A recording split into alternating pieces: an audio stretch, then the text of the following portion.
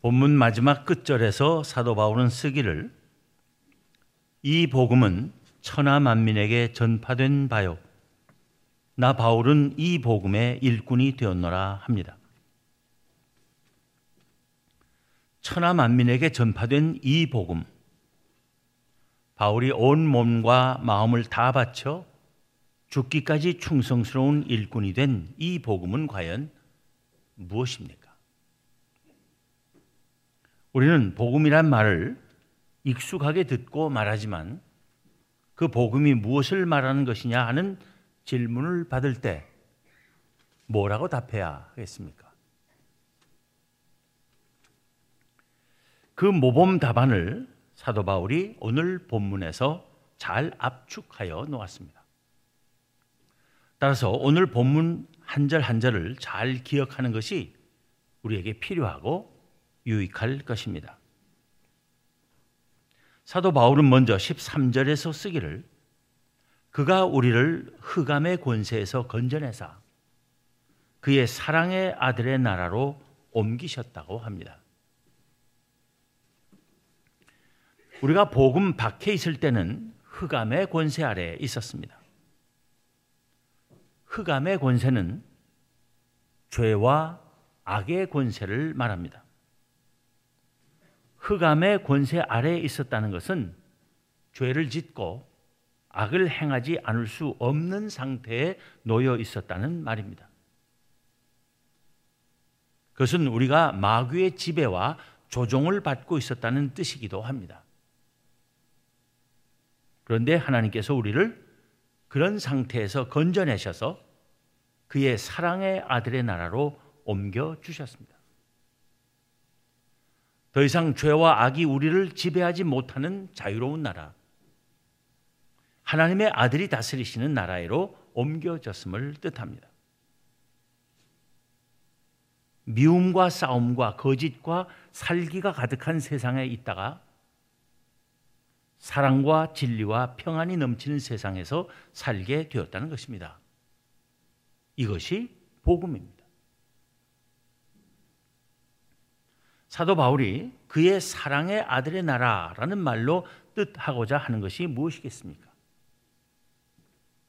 첫째는 예수 그리스도는 하나님의 사랑하시는 아들이시며 따라서 우리도 예수 그리스도 안에서 하나님의 사랑을 받게 되는 나라라는 것입니다.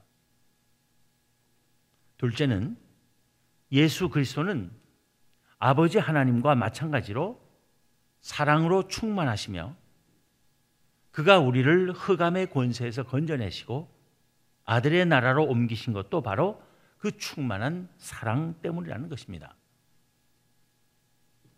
셋째는 예수 그리스도의 나라는 그의 사랑 안에서 우리가 하나님을 사랑할 수 있게 되며 또한 우리 사람들 사이에서 서로 사랑할 수 있게 되는 나라라는 것입니다. 하나님도 사랑할 줄 몰랐고 사람들끼리도 사랑하지 않았던 우리가 하나님도 사랑하고 서로 사랑할 수 있게 된다는 것. 이것이 복음입니다. 사도 바울은 이어서 14절에서 말하기를 그 아들 안에서 우리가 속량 곧 죄 사함을 얻었도다 합니다. 하나님께서는 우리를 죄와 악의 권세에서 건져주셨을 뿐 아니라 그의 아들 예수 그리스도 안에서 우리의 모든 죄를 용서하셨습니다. 이것이 복음입니다. 죄는 우리를 하나님에게서 멀어지게 하고 원수되게 하며 하나님 나라의 삶을 잃어버리게 만든 원인입니다. 죄는 우리 인간 사이의 사랑과 교제와 일치의 관계를 파괴하고 우리 안에 시기, 질투, 미움, 다툼, 거짓, 불안, 초조, 살인 등의 온갖 악과 모든 인간의 멸망과 영원한 죽음이라는 하나님의 형벌을 자초한 근본 원인입니다. 따라서 그 죄의 용서를 받았다는 것은 곧 인간이 처한 모든 악과 죽음의 문제가 해결될 수 있게 되었음을 의미하는 것입니다. 이것이 복음인 것입니다. 그런데 하나님께서 우리의 모든 죄를 용서하신 것은 그 아들 안에서입니다. 그 아들 안에서라는 말은 하나님의 아들 예수 그리스도 안에서 베푸시는 은혜로 인하여라는 뜻입니다. 곧 하나님의 아들이신 예수 그리스도께서 우리의 모든 죄를 짊어지시고 우리 대신 십자가에 달려 돌아가셨기 때문이라는 뜻이며, 예수 그리스도가 하나님의 아들이심과 그의 대속의 죽음을 믿는 우리의 믿음 때문이라는 뜻입니다. 우리가 무슨 엄청난 업적이나 대단한 공로를 세우지 않고도 오직 믿음으로 모든 죄를 용서받는 것, 이것이 복음입니다. 다음 15절에서 사도 바울은 예수 그리스도에 관하여 말하기를 그는 보이지 아니하는 하나님의 형상이시요 모든 피조물보다 먼저 나신 이시라 합니다. 그는 보이지 아니하는 하나님의 형상이시라는 말은 하나님은 영이시고 따라서 우리 눈에 보이지 않으시는 분이신데 우리 눈에 보이도록 나타나셔서 하나님을 가장 잘 알게 하신 이가 예수 그리스도이시라는 것입니다. 그는 하나님의 아들이시며 하나님 자신이시기 때문입니다. 우리 하나님은 아버지와 아들과 성령의 삼위로 계시면서 오직 한 분이신 하나님이시기 때문입니다. 따라서 우리는 예수 그리스도 외에 다른 어디에서 하나님을 찾으려 해서는 안 됩니다. 예수 그리스도의 가르침 외에 다른 어디에서 하나님의 진리를 알려고 해서도 안 됩니다. 예수 그리스도를 따르는 것 외에 다른 어떤 삶의 길을 가려고 해서는 안 됩니다. 예수 그리스도는 길이시고 진리이시고 생명이시며 그를 통하지 않고서는 하나님께로 갈 수 있는 사람이 아무도 없기 때문입니다. 모든 피조물보다 먼저 나신 이시라는 말은 하나님께서 천지를 창조하시기 전에 이미 계셨다는 뜻입니다.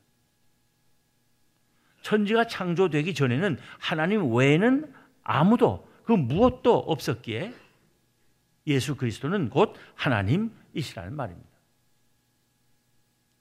아들 하나님이시기에 아버지 하나님에게서 나셨다는 표현을 쓰지만 그것은 아버지 하나님과의 영원한 존재의 관계성을 설명하기 위한 말입니다.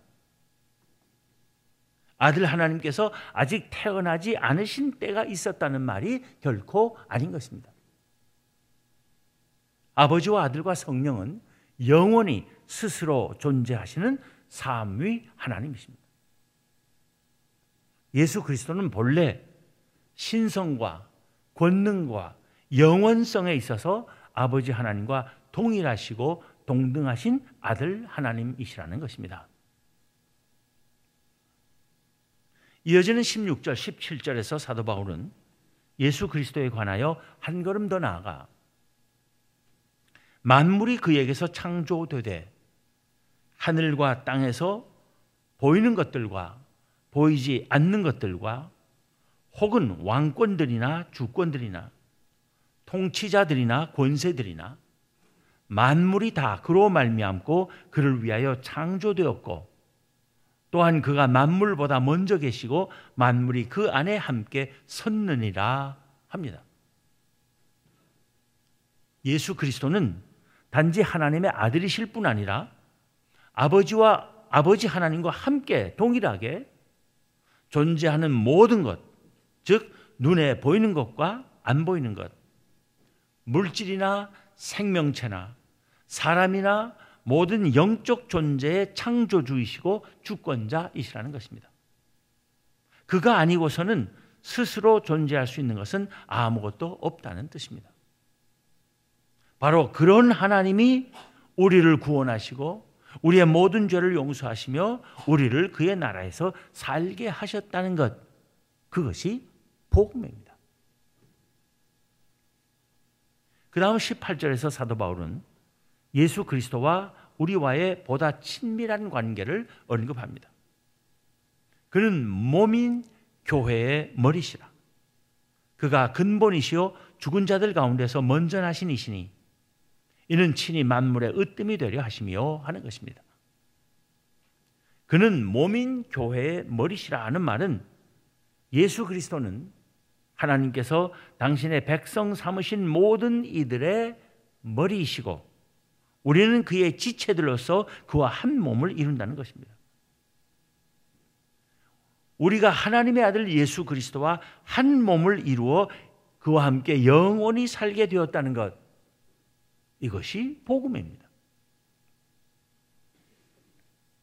그가 근본이시요 죽은 자들 가운데서 먼저 나신 이시라 하는 것은 예수 그리스도는 모든 생명의 근원이시며 또한 하나님의 구원받은 백성으로서 그의 지체가 된 모든 사람은 죽어도 다시 살아나 영원히 살게 되리라는 약속의 보증이시고 확증이시라는 뜻입니다. 우리에게 생명을 주신 이도 예수 그리스도이시고 우리로 하여금 부활하여 그와 함께 영생을 누리게 하실 이도 그이시라는 것입니다. 이것이 복음입니다. 예수 그리스도와 우리의 관계를 한 몸 안에서 머리와 지체들의 관계로 설명한 사도 바울은 뒤따르는 19절부터 22절에서 그 관계가 갖는 의미를 화평과 화목이라는 말로 설명합니다. 아버지께서는 모든 충만으로 예수 안에 거하게 하시고 그의 십자가의 피로 화평을 이루사 만물 곧 땅에 있는 것들이나 하늘에 있는 것들이 그로 말미암아 자기와 화목하게 되기를 기뻐하십니다. 전에 악한 행실로 멀리 떠나 마음으로 원수가 되었던 너희를 이제는 그의 육체의 죽음으로 말미암아 화목하게 하사 너희를 거룩하고 흠 없고 책망할 것이 없는 자로 그 앞에 세우고자 하셨으니 하는 것입니다. 예수 그리스도께서 우리의 머리가 되시고 우리가 그의 지체가 되었다는 것은 하나님과 우리 사이에 화해와 화평이 이루어졌음을 말합니다.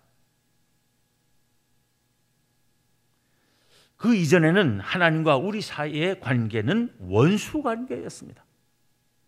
우리는 흑암의 권세 아래에서 악을 행하며 하나님과 멀리 떨어져 있었던 것입니다. 그런데 하나님께서는 이런 관계를 청산하시고 화평한 관계를 회복하시기를 기뻐하셨습니다. 그래서 우리가 죽는 대신 예수 그리스도께서 죽게 하신 것입니다. 어떻게 예수 그리스도 한 사람의 죽음이 우리 모두를 구하고 살리셨다는 것입니까? 어떻게 그것이 가능하다는 말입니까? 그는 다름 아닌 하나님의 아들이시고 하나님 자신이셨기 때문입니다. 아버지 하나님께서 모든 충만으로 예수 그리스도 안에 거하게 하셨기 때문입니다. 하나님의 모든 충만하심이 함께하는 예수 그리스도께서 우리를 대신하여 죽으시고 우리의 죄를 다 씻으시고 우리를 구원하시고 우리와 하나 되시고 우리와 영원히 살게 되었다는 것, 이것이 복음입니다. 우리가 흑암의 권세 아래 있고 악을 행하며 하나님과 원수가 되었을 때는 우리가 하나님 앞에 나올 수가 없었습니다. 오직 마지막 무서운 심판과 영원한 형벌의 날 다시 오실 주님의 심판대 앞에 서는 것밖에는 없었는데 하나님께서 우리를 흑암의 권세에서 건져내시고 그의 사랑의 아들의 나라로 옮겨주심으로써 거룩하고 흠 없고 책망할 것이 없는 자로 그 앞에 설 수 있게 하셨습니다. 이것이 복음입니다. 우리는 다 죄인이고 다 죽을 수밖에 없고 주님의 심판대 앞에 설 때는 다 영원한 형벌에 처해질 수밖에 없는데 하나님께서 우리를 거룩하고 흠 없고 책망할 것이 없는 자로 다시 오실 주님 앞에 서게 하셨다. 이것이 복음입니다. 이것이 천하 만민에게 전파된 복음이며 이 놀라운 복음을 위하여 사도 바울은 그 일꾼이 되었다는 것입니다. 우리가 흑암의 권세에서 건져내어져서 하나님의 사랑의 아들의 나라로 옮겨지는 것, 그 아들 예수 그리스도 안에서 우리가 속량, 곧 죄사함을 얻는 것, 그가 우리의 머리가 되시고 우리가 그의 지체가 되는 것, 악한 행실로 하나님에게서 멀리 떠나 하나님과 원수가 되었던 우리가 하나님과 화목하게 되는 것, 우리가 거룩하고 흠없고 책망할 것 없는 자들로 주님 앞에 다시 서게 되는 것, 이것이 복음입니다. 그런데 어떻게 우리에게 그런 일이 일어날 수 있다는 것입니까? 그것을 위하여 하나님께서 우리에게 요구하시는 것이 무엇이라는 말입니까? 하나님께서 우리에게 요구하시는 것은 아무것도 없습니다. 복음은 하나님께서 은혜로 우리에게 거저 주시는 것입니다. 다만 하나님께서 우리에게 원하시는 것은 있습니다. 그것은 우리가 믿음에 거하고 터 위에 굳게 서서 우리가 들은 바 복음의 소망에서 흔들리지 않는 것입니다. 사도 바울은 빌립보 교회 신자들에게 그렇게 썼습니다. 본문 마지막 절을 봅니다. 만일 너희가 믿음에 거하고 터 위에 굳게 서서 너희 들은 바 복음의 소망에서 흔들리지 아니하면 그리하리라. 이 말씀이 주님께서 오늘 우리를 향하여 하시는 말씀으로 들려지기를 바랍니다. 오늘은 세문안교회가 창립 127주년을 맞는 주일입니다. 세문안교회는 이 땅 위에 가장 오랜 역사를 가진 조직교회입니다. 교회의 역사가 오랜 것은 감사할 일입니다.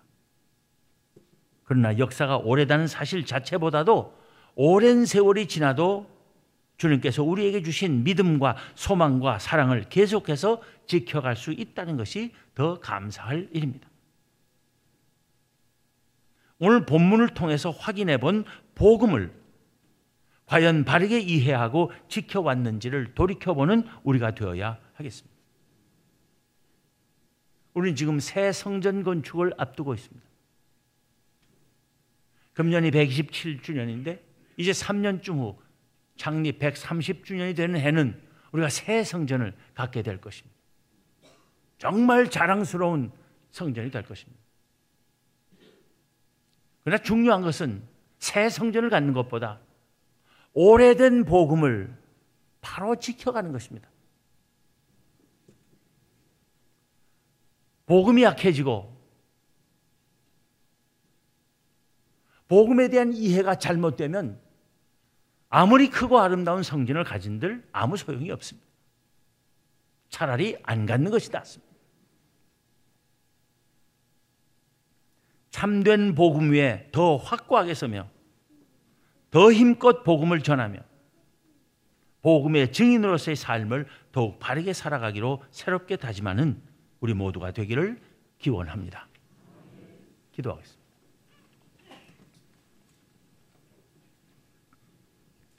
하나님 감사합니다. 어둠에 쌓였던 이 땅에 127년 전 이 세문안교회를 세워주시고 저희에게 주신 복음을 오늘날까지 굳게 붙잡고 살 수 있게 하여 주심을 감사합니다. 저희에게 주신 믿음 지켜가며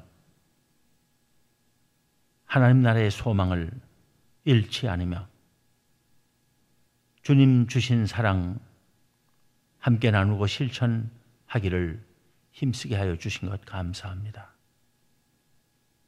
또 127주년을 맞은 이 세문안교회 이제 새 성전을 허락하신 줄로 알고 감사를 드립니다. 그러나 새 성전을 갖기 전에 먼저 복음의 자세를 분명히 하는 저희가 되게 하여 주시옵소서. 이 교회가 복음을 가장 순수하게 선포하며 전하며 증언하는 교회가 되게 하여 주시옵소서. 복음 안에 부름받은 하나님의 백성들답게 바른 믿음의 삶을 살려고 더욱 힘쓰는 저희가 되게 하여 주시옵소서. 새 성전과 함께 더 많은 일을 하며 더 큰 일을 하며 더 귀하게 하나님에 의해 쓰임받기를 소망하며 다짐하며 준비하는 이 세문안 교회가 되게 하여 주시옵소서. 우리 주님 예수 그리스도 이름으로 기도하옵나이다. 아멘.